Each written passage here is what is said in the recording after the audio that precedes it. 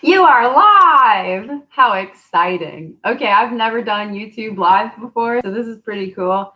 But most of my videos, all of my videos are usually shot, all of my videos are unedited, and 9 out of 10 videos are shot in one take. So I figure, like, why not just log right on here and see if anybody wants to tune in with any questions. So there's like this little chat box over to the right, which is cool. And even if I don't get to any of your questions like right now or during this live feed, that's okay. I will be responding to them later.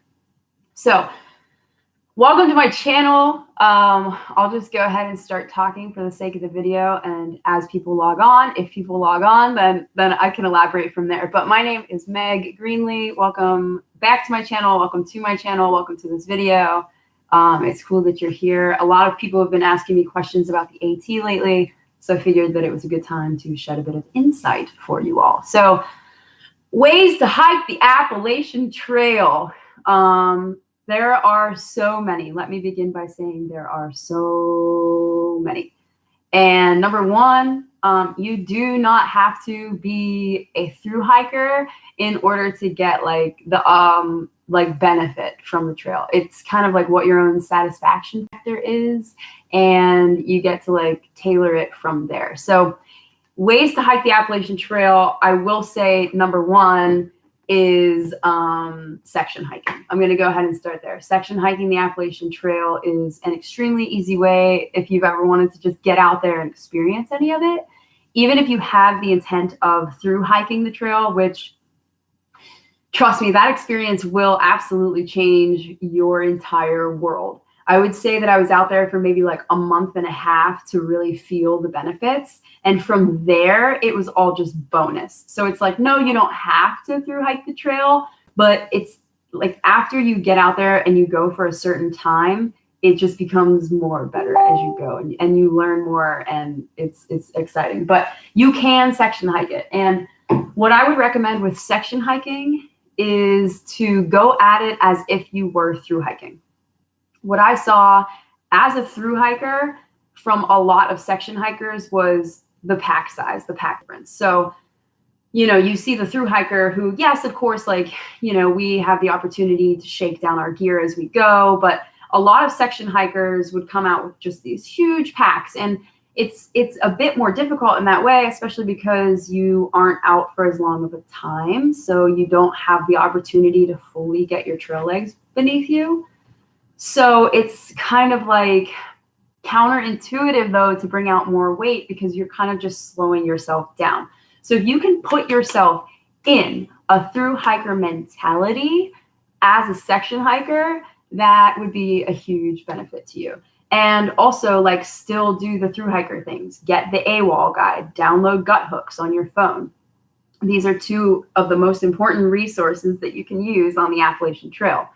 Whatever section you're on, whichever direction you're hiking, it would be of benefit to you to like do some research in advance.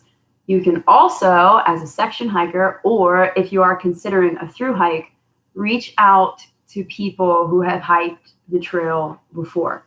There are so many YouTube channels of hikers, past hikers, current hikers. You can use me for a resource if you're watching this. I can send you 2 different resources if you have different questions about anything. But basically, if you want to hike the Appalachian Trail, if you feel it in your heart, guess what? You're going to hike it at some point. That trail will not, it won't, if it has called your name, it's not going to stop calling your name. So the sooner you start to plan, the better off you'll be.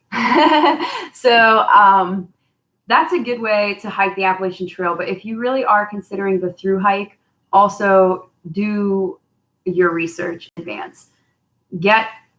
Take the time and spend the money on the gear that you want. And I would recommend going through a company like REI. Now, I'm in Canada right now, and I know that they do not have REIs here, but they have a similar co-op called MEC. And I'm not sure if they have the same sort of return policy as hikes actually I did like a lot of shakedown hikes because I was planning for about 8 or 9 months. So I would say, like, if I was interested in a certain set of shoes, I would go to REI, I would try them on, and I was very picky about this. Your footwear is super important. And then I would go out and hike with them. So if something rubbed me the wrong way, or if I just wasn't jiving, if you're not used to a company doing that sort of thing, it is a bit weird at first, I suppose, but it's very common. And then REI genuinely loves their customers. And well, it's like, it's a co-op. So you're part of it as a member. You do have to be a member to take part in their return policy. I'm pretty sure. But it's up to a year that you have to return things and try out different things. So I did not get all of my gear from REI, but the majority of the gear that I started with, I would say, or at least the most important things, like my shoes. So anyway, that's a really good way to do it. And definitely do shakedown hikes, whether you're looking to section hike or you're looking to through hike. Definitely do shakedown hikes. And here's a tip on like a way to hike the Appalachian Trail is it's very helpful if you have a genuine passion for hiking. The people that I saw get off trail, which hiking southbound the way that I went wasn't very many, because it was sort of like, first of all, not many people do the AT southbound because it's a bit of like the harder way to begin. And it's like, if you don't make it through the 100-mile wilderness, you're kind of not cut out for either that direction or maybe like hiking the trail. So you have to have a genuine passion for hiking in order to like actually succeed in whatever it is that you're seeking. For me, I'll get into like my story maybe a bit in another day. If you're new to my channel, if you've been following me for a while, then you saw my story and how it all progressed, and like how my satisfaction factor switched halfway through, which is the story of going rogue. That was when I really got my trail name and pretty much like took a whole new mental direction with the way I was hiking, which is cool. So a tip there is just to stay open and stay open to like change and changing your tactics, because I feel like everybody kind of starts it and they're like, go, I gotta get there. And then at some point, you either change tactic or you keep going on with that. But for me personally, I switched that up a bit. So in regards to a section hike, if you have the desire in your heart to get out on this trail and you want to do a section hike, do the research to find out what section will be best for you with your comfort level and with your hiking level at the time. If you are an expert hiker and you only have so much time to go out and do the trail, go do the White Mountains. You will not be disappointed. Or start at Katahdin and hike southbound through the 100-mile wilderness and then the White Mountains. That's like maybe 2 months or so. So again, there's like different ways to do it. But if you're also brand new to hiking, and I think there's this part of it where you can start on the trail and genuinely say, like, I don't know if this is going to be for me or not, but I'm out here and I'm doing a section now. So there's nothing like wrong with going and starting either south or northbound. But if you're brand new to hiking, there's nothing wrong with just going south, starting at Springer Mountain, and just hiking north for as long as you have time to do it, because it's a relatively like fun and easy section. Yes, you do have rolling hills like in the start there. It's not like you're just going to walk onto the trail and not kind of work for it. You do have to be in a bit of shape, but there's also people who start it not in shape at all, or they start it to get in shape, and because they're motivated, then they continue also. But you can do that and hike a section there. You could hike the Shenandoahs. You could hike the Smoky Mountains. There's these different sections that the Grayson Highlands, that's like a super short section. I want to say it's like maybe 70 miles, but I don't think it's any more than 70 miles. And that's where all the ponies are. So that would be a really fun place to do like a little mini section. We blew through the Grayson Highlands in just a couple days, because at that point on my journey, I've been used to hiking miles. But if you wanted to get out and do like the section that is the Grayson Highlands, it might take you like, you know, up to a week, which is a great time to get your feet wet. And then if you decide to do a through hike after that, then you either rehike that section because it's awesome and there's ponies, or you skip it. It doesn't really matter. So I'm going to give you some tips too. I'm going to give you some tips on like not only just ways to hike the Appalachian Trail, but hi mom, I love you too. So like ways to hike the Appalachian Trail, but then common kind of tips that are beneficial for you is like expecting that you're going to learn and grow and change as you're out there. Definitely don't go into it like thinking that you know everything, or and also don't go out there thinking that you know nothing. Just kind of get out there and do it. But in regards to, I've realized this in regards to hiking any trail. When I went out to Arizona, I hiked for 5 days on the Arizona Trail, and I was going to start on, say, a Monday, and I didn't even start hiking until Wednesday or Thursday because I just had this little bit of fear in me, and I couldn't even really put words on it, what it was. But in that moment, because as soon as I stepped onto the trail, everything was awesome and I was having so much fun, and it immediately felt like home again. It was like, I realized in that moment that the only thing that was slowing me down was the fear of it, the fear of the unknown, which is true of most everything in this life. So hiking, the reason that I'm so passionate about hiking and encouraging others to hike, and I'm a huge trail advocate, is because being out on a trail, any trail, it doesn't even have to be the Appalachian Trail, but any trail, it brings you back to the nature of who you are. It puts you in this place where all you have to do is walk. You just have to keep going forwards. Also, this is what life is all about. So it puts everything in perspective. And not to mention, you're in nature. You're either, you know, in woods or desert if you're on the Arizona Trail, or the PCT, which is probably a bit of both. I don't know yet. I'll find out soon. But it's like it puts you right into this place of all you have to do is walk, and you're absorbed in nature. And I love the saying that nature never hurries, yet everything is accomplished. And being out absorbed in that is the most beautiful perspective that I think people can get. It's like, it is genuine forest bathing. It cleanses you, it clears you. Like, I don't ever get sick in the woods, ever. It's amazing. And I feel my best and happiest. And it's just like, it's why I crave trails and hiking and nature and that sort of thing. So Andrew says, hey Meg, hope you are doing well. Have enjoyed following your adventures. Let me know if you come back through Atlanta. Well, very cool, Andrew. I will definitely let you know. I will definitely let you know for sure. I love Atlanta, and I would love to definitely visit again soon. And I have an idea for Atlanta to hike the belt line. Is it the belt line or is it the Beltway? I can't remember now. But I know that it's 22 miles total, but not all of it is a trail. So when I was there after the Appalachian Trail, as you probably know, and I did have some videos about this, I was thinking about hiking that and filming it and doing like a bit of an Airbnb documentary about it, like, you know, like an urban city hike. So I will definitely keep you posted, and obviously keep watching my posts if you see me back through that area. Right now I'm in Canada and I'm loving it. So I don't know when that'll happen. I'm not really in like that much of a hurry, but oh my God, yeah, of course I remember you. He said, I don't know if you remember me. We met at the Vortex. Yes, I remember you. We did the cemetery walk, right? So that was super fun. All right, so other ways to hike the Appalachian Trail. I was talking to my friend Dave about this the other day because he wanted to get out and do a section. Other ways to hike the Appalachian Trail, you don't have to hike the Appalachian Trail.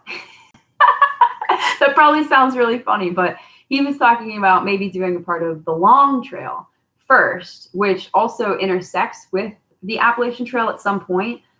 But if you're watching this video and a trail is calling you, you don't actually have to go all the way to the Appalachian Trail if you're not right there. You can go to any different trail and start doing like shakedowns and get comfortable in the woods and do overnights and cook on a stove, filter water, learn all these things before you go, because then you get to go out there and be a bit more like in the know of things. So I'm trying to think of what else I wanted to talk about. Mostly I just want to inspire people to get out and hike. And with the AT, it's like, so you could absolutely camp in the woods the entire way, whether you're doing a section hike or a through hike. You could do that. And just to briefly mention too, you can hike the Appalachian Trail southbound from Maine to Georgia. You can hike the trail northbound from Georgia to Maine, or you can do what's considered a flip-flop, which is like hiking one way, one direction, and hiking another the other direction. Because there were like a couple parts that I jumped over in the South. I've like toyed around with the idea of actually just for fun, like starting a northbound through hike, not like a full blown through hike, but like a northbound hike at some point, just to be like, I'm just gonna walk and see how far I feel like going. But I don't know, maybe that'll be some years down the road. I'm not too concerned about it, but those are like the different ways, like southbound, northbound, or flip flop is what they call them. But you could plan to go out and hike and camp in the woods every single day. You can have your tent. You can do shelters the whole way, but you can also do slack packing.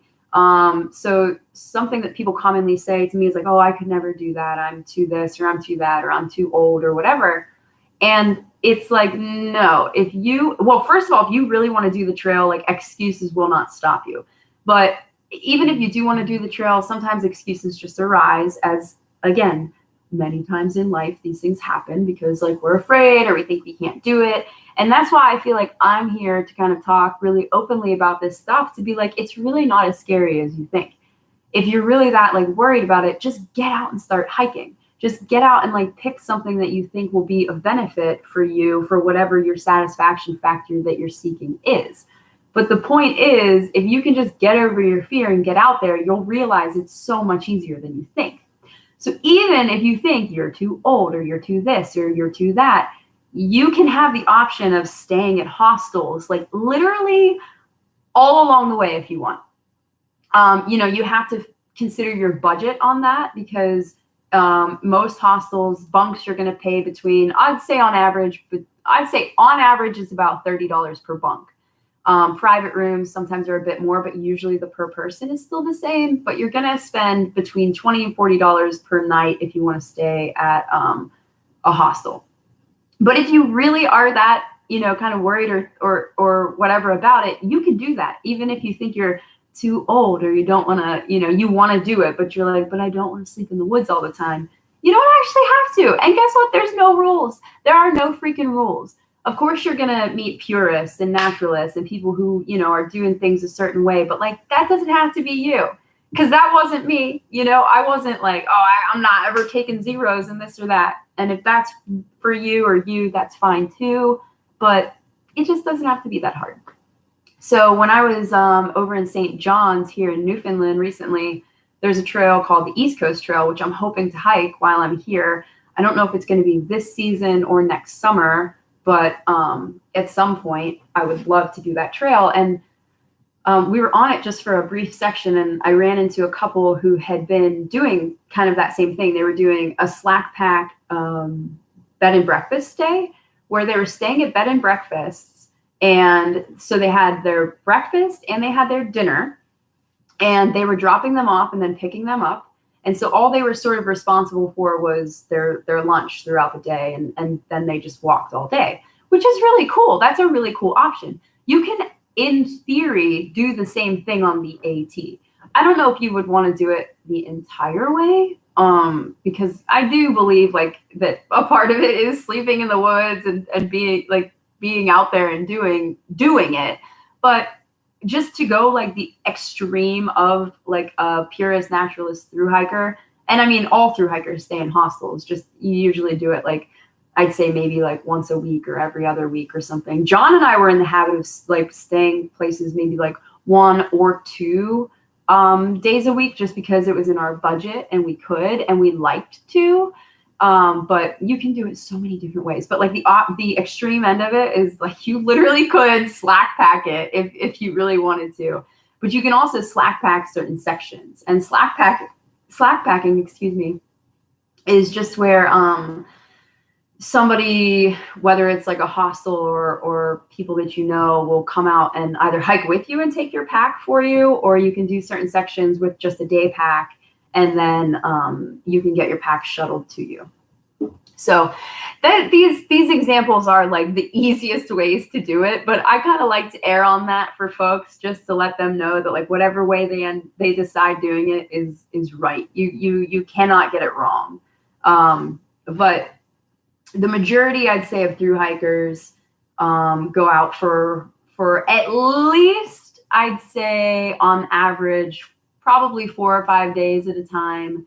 Check into a like a town to do a resupply, or and then either get back in the woods or stay at a hostel or a hotel or something like that, and then get back on the trail the next day.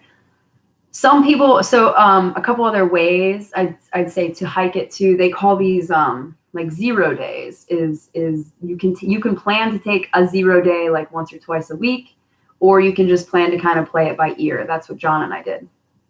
And then also along those same lines, I'm sort of losing my train of thought with that. What was it?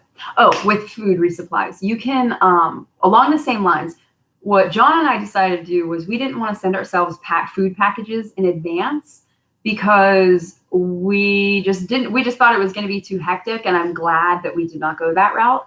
But some people do mail themselves packages of food. So this is a way to hike the Appalachian Trail. Tips on food carrying and resupplying is you can take time to plan and make all your boxes in advance, and then mail them to either a post office or a hostel. Most of them you just put on there, hold for a hiker, and they'll hold it for you for, like a couple days or however long until you get there. But and then if you like miss your package or you want to keep hiking, you can do what they call a bounce box. If you do I think it's priority box, you can bounce your box ahead. So that's an option, but you can also just go into towns and resupply as you go. I preferred that option because just truth be told, like I didn't know what I wanted to eat every week. Sometimes I would eat super healthy, and then some resupplies, it was just like all junk food. Because your body is changing as you go, and you require like different nutrients too as you go. So I don't know, there's a million ways to do it. Like there's a million different ways to figure out your food. There's a million different ways to figure out your how many miles you're going to do a day, or where you're going to sleep at night, or how often you're going to be in a town, or how often you're going to stay in the woods. And the coolest thing is that then as soon as you get out there, it's all going to change anyway.